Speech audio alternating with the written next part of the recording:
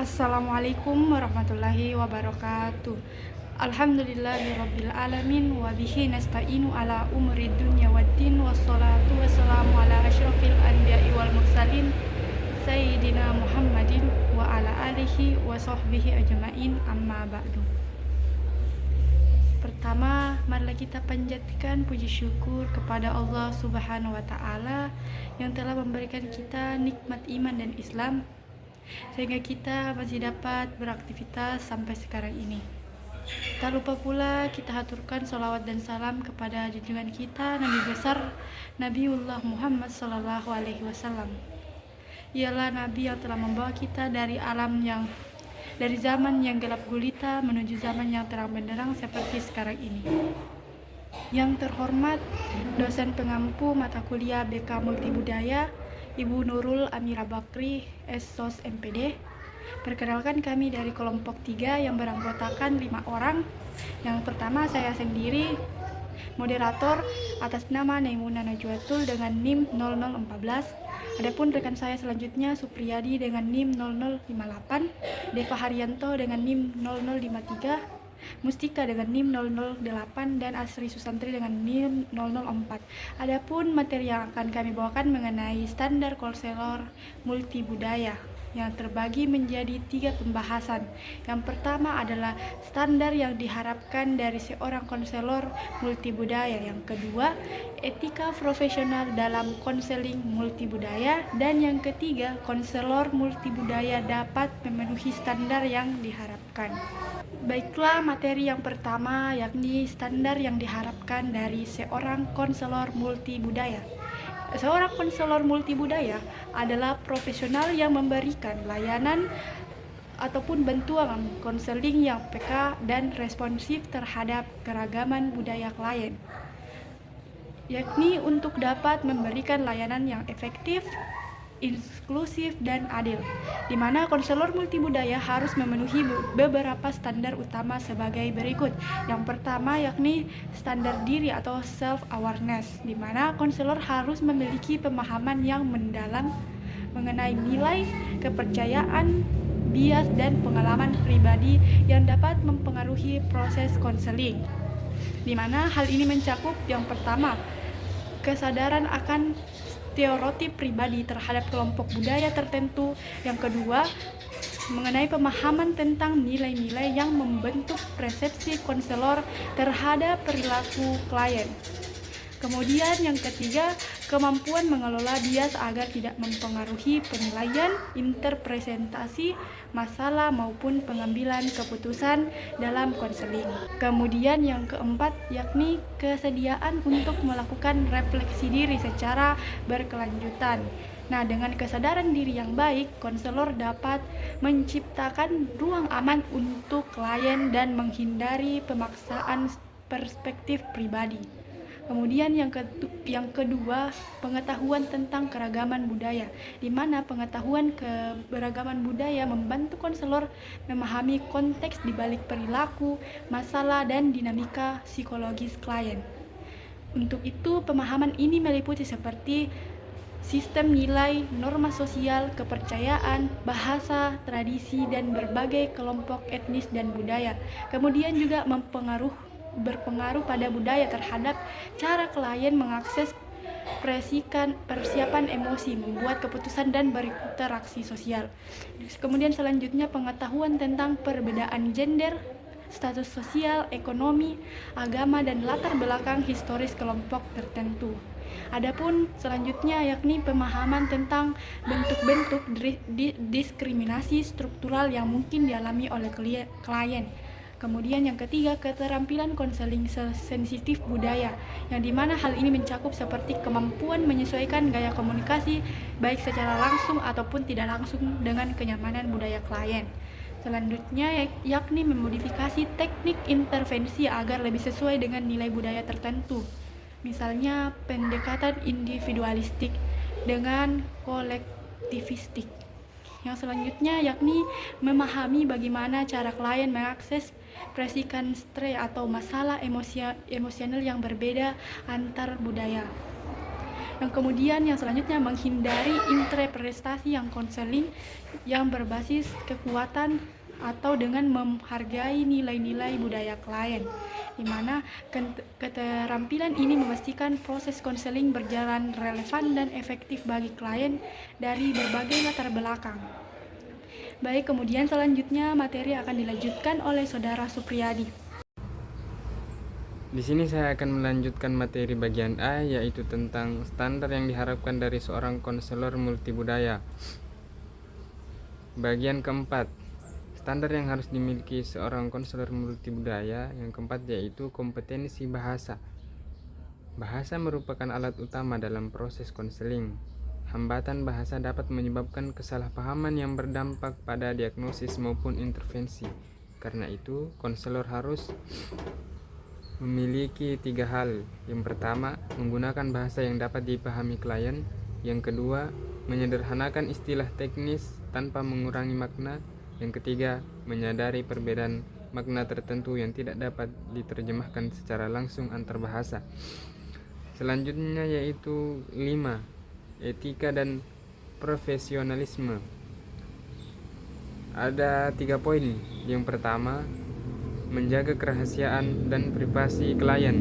Yang kedua, menghormati martabat setiap individu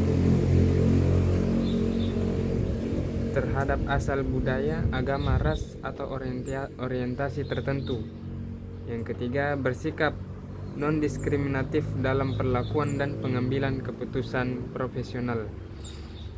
Selanjutnya bagian 6, kemampuan adaptasi dan fleksibilitas. Dalam konseling multibudaya, satu pendekatan tidak dapat digunakan untuk semua klien. Konselor harus menyesuaikan metode terapi berdasarkan latar belakang budaya dan preferensi klien. Kemudian fleksibel dalam menggunakan model konseling, misalnya pendekatan naratif, sistem keluarga, atau humanistik sesuai kebutuhan budaya. Yang ketiga, pahami bahwa nilai-nilai budaya mempengaruhi cara klien memahami masalah dan membuat keputusan. Selanjutnya, menghormati pola relasi keluarga atau komunitas yang berbeda, misalnya kultur kolektivistik. Yang terakhir, mampu mengubah strategi jika pendekatan awal tidak cocok bagi klien. Yang ketujuh yaitu komitmen terhadap pengembangan profesional. Kompetensi multibudaya bersifat dinamis. Karena budaya selalu berkembang, konselor perlu menunjukkan komitmen jangka panjang terhadap peningkatan kompetensi melalui pertama, mengikuti pelatihan, lokakarya, seminar, atau kelas khusus tentang konseling multikultural. Yang kedua, membaca literatur ilmiah terkait isu-isu keberagaman. Yang ketiga, melakukan supervisi atau diskusi dengan profesional lain untuk memperluas wawasan. Yang keempat, terlibat dalam penelitian tentang topik multikultural dalam konseling. Yang terakhir, memperbarui pemahaman mengenai kebijakan, etika, dan standar baru dalam bidang. Materi selanjutnya yang akan kita bahas adalah etika profesional dalam konseling multibudaya. Kata etika berasal dari kata Yunani, ethos, yang berarti karakter atau kebiasaan, dan etik yang berarti kesopanan.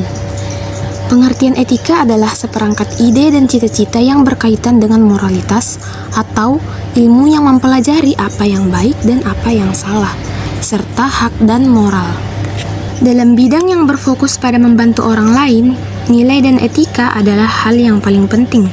Bidang bimbingan dan konseling berpedoman pada seperangkat nilai inti, yakni yang pertama, membina perkembangan manusia pada semua tahapan kehidupan.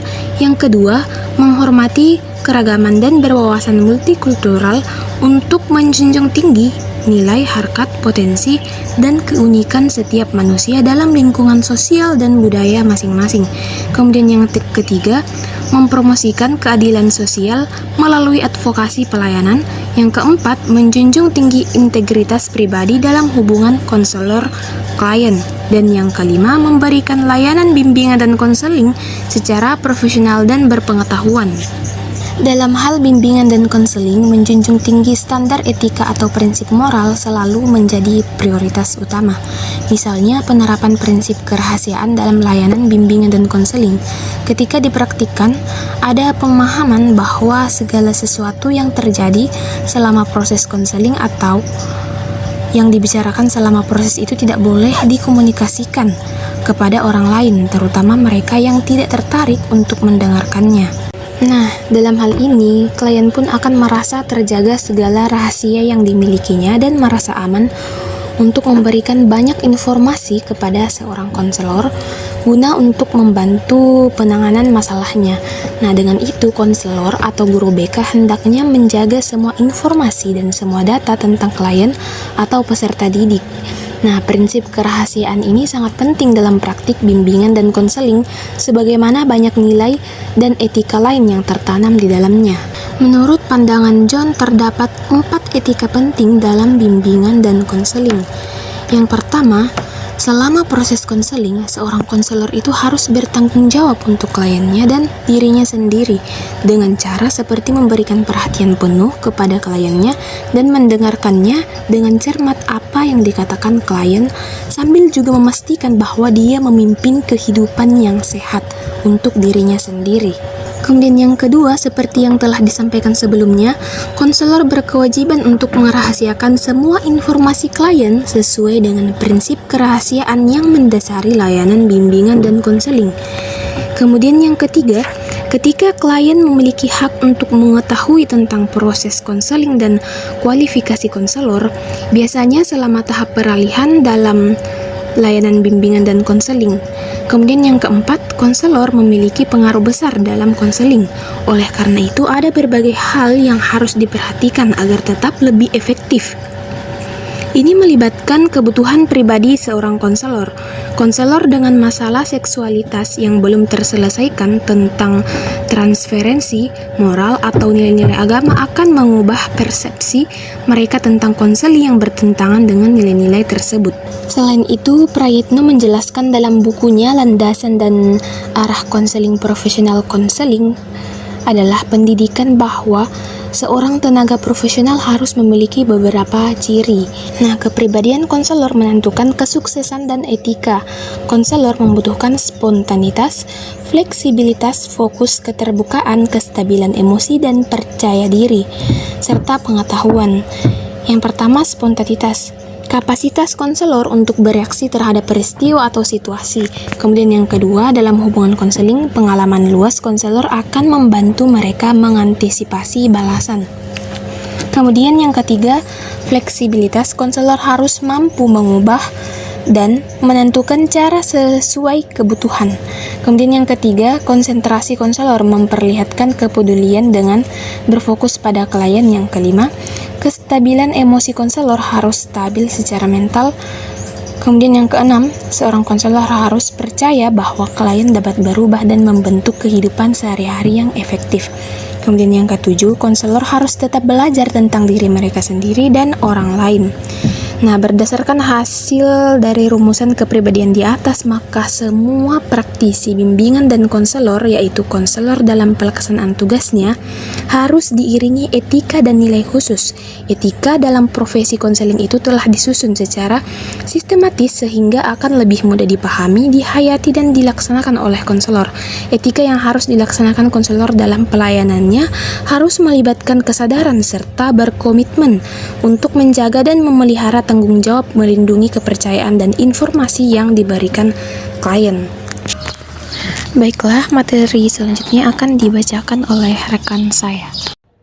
Baiklah, materi selanjutnya yaitu menganalisis bagaimana konselor multibudaya dapat memenuhi standar yang diharapkan.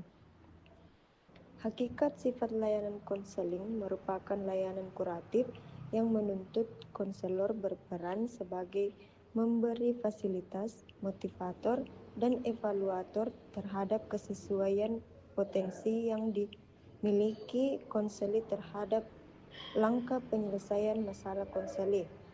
Layanan konseling merupakan proses di mana konselor dan konseli mempertemukan atribut-atribut psikofisik seperti kecerdasan, bakat, minat, sikap, motivasi, dan sosio-budaya.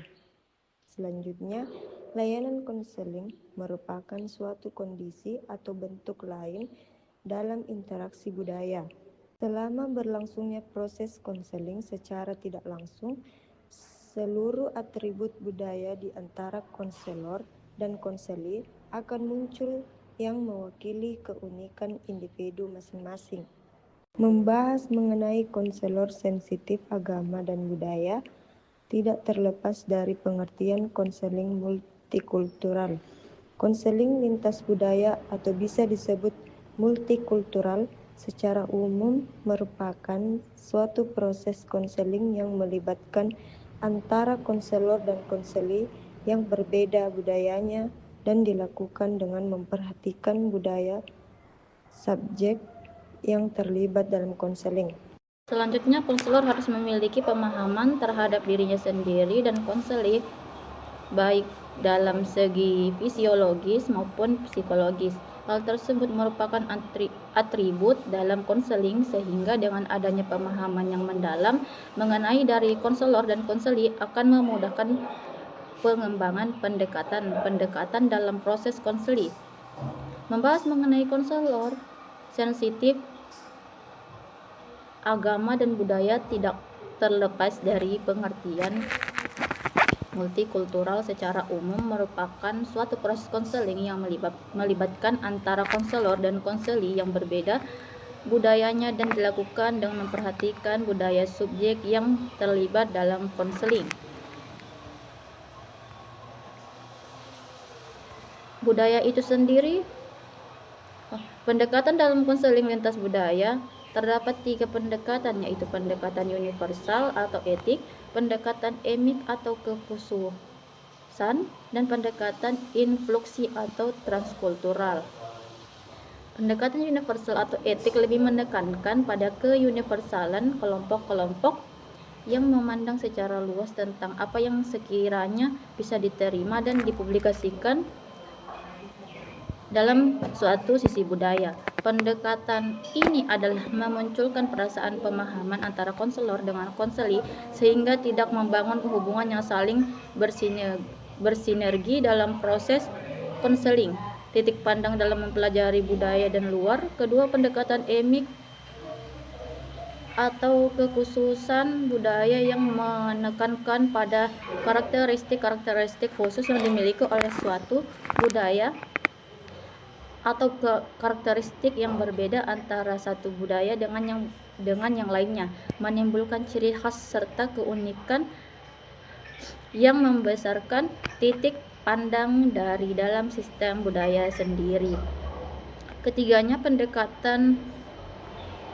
pendekatan inklusif atau transkultural, yaitu menekankan keterlibatan antara konselor dengan konseli dalam proses konseling serta berperan aktif dan saling berbalas satu sama lain. Sekian dari saya kembalikan ke moderator.